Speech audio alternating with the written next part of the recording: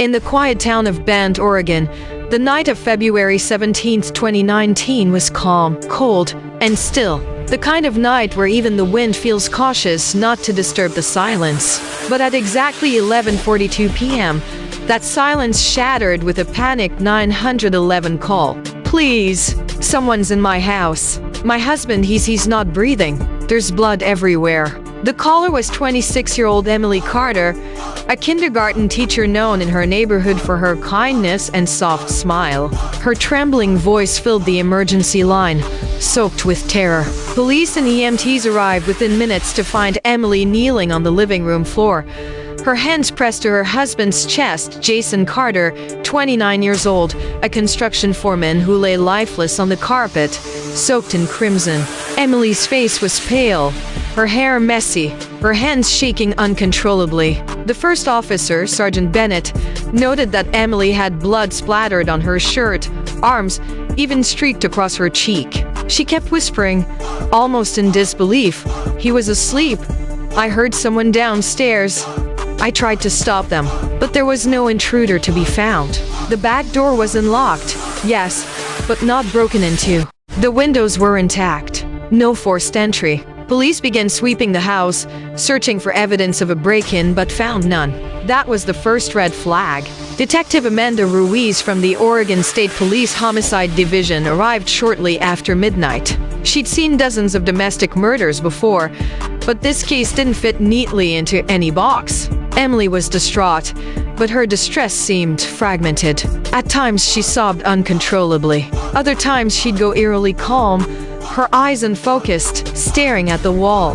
When Ruiz asked what happened, Emily said a man broke in, stabbed her husband, and ran. He wore black. I couldn't see his face. I tried to chase him, but he shoved me. I must have blacked out.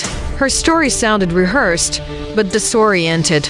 Ruiz noted something subtle: no defensive wounds on Emily. Not a single scratch from a fight she claimed to have had. Forensics came back the next morning. Only one set of fingerprints was on the murder weapon, Emily's. That changed everything. Detectives returned to question her again. Emily swore she'd grabbed the knife after the attack, trying to defend herself or revive Jason. She said she didn't remember clearly, that it all happened too fast. But then Ruiz noticed another odd detail. Jason's watch had stopped at 10:58 p.m., likely from the blood soaking it. That meant he'd been killed around p.m. At 10:47, Emily's phone showed a call to a local locksmith. Detectives were confused. Why would she call a locksmith minutes before her husband was murdered? The company confirmed she'd requested new locks installed earlier that day, saying she didn't feel safe. So, if the locks were brand new, and there was no sign of forced entry, how did an intruder get in? Ruiz's instincts told her this wasn't a burglary gone wrong. This was something far darker. Jason and Emily's marriage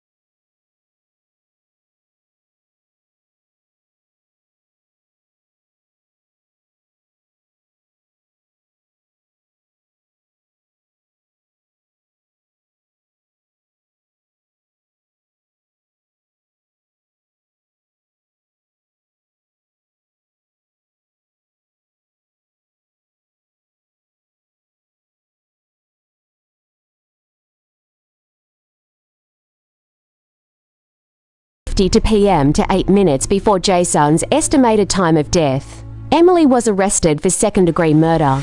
During questioning, she sobbed uncontrollably, insisting, "You don't understand. I didn't kill him. It wasn't me. Anna did it." Detectives assumed it was a psychological defense strategy, a desperate way to avoid guilt. But during her psychiatric evaluation, something eerie happened. Halfway through the interview, Emily's demeanor changed. Her tone dropped, her posture stiffened, and then she smiled. "He shouldn't have lied to her," the voice said. "Now she's free." When the psychiatrist asked who was speaking, the response sent chills down his spine. "Anna." Emily's resting. What they discovered next only deepened the mystery. 4 months before the murder, Emily had been searching bizarre topics online: how to erase fingerprints, how to stage a break-in, how to fake memory loss. But here's the twist. When Emily was shown those searches, she was genuinely shocked. She claimed she didn't remember typing any of it. It wasn't an act. Every polygraph test, every behavioral cue, suggested she truly had no recollection of those actions. Forensics finally recovered CCTV footage from unravels' security camera. At 11:11 p.m., just minutes after the murder, Emily was seen walking out of her own front door barefoot, holding the knife. Her white nightgown was drenched in blood. She stumbled into the driveway, looking around, confused, and then walked back inside. It matched the timeline of her own 911 call, 11:40 p.m., meaning she'd spent 30 minutes inside the house after the murder, with no memory of it. The final piece of the puzzle came during a re-examination of the 911 recording. When sound engineers enhanced the background, they discovered something faint but distinct, a whisper, layered beneath Emily's sobs. It said, "You did what you had to do." And the voice wasn't Emily's. At trial, the prosecution argued clear intent. They said Emily planned the murder, staged a fake break-in, and tried to manipulate her mental illness defense. But the defense presented overwhelming psychiatric evidence. Emily suffered from dissociative identity disorder triggered by trauma and grief. Anna was a manifestation of her repressed anger and loss. In one heartbreaking moment during court, Emily broke down, screaming, "Please stop saying her name. She's not real." Then, seconds later, her expression shifted. Calm, cold, emotionless. "You're wasting everyone's time," she said. Emily can't handle the truth. The courtroom went silent. After weeks of testimony, the judge declared Emily not guilty by reason of insanity. She was transferred to a high-security psychiatric facility in Salem, Oregon, where she remains to this day. Doctors say her sessions fluctuate between Emily's gentle personality and Anna's manipulative presence. Dr. Pierce still visits her occasionally. In one documented visit, he asked if Anna still appears. Emily replied softly, "She's quieter now." But then she looked up, and her lips curled into a faint smile. "She only comes when I sleep." No one knows if Emily truly understands what happened that night, or if Anna still hides somewhere inside her mind, waiting. One thing's certain, that 911 call wasn't a cry for help. It was a confession. If that twist made your heart drop, wait till you hear what happens in our next case. A missing person found alive after 10 years, but not the way you think. Make sure you subscribe to the channel, turn on the notification bell, and stay tuned for more twisted true crime stories that will leave you questioning everything.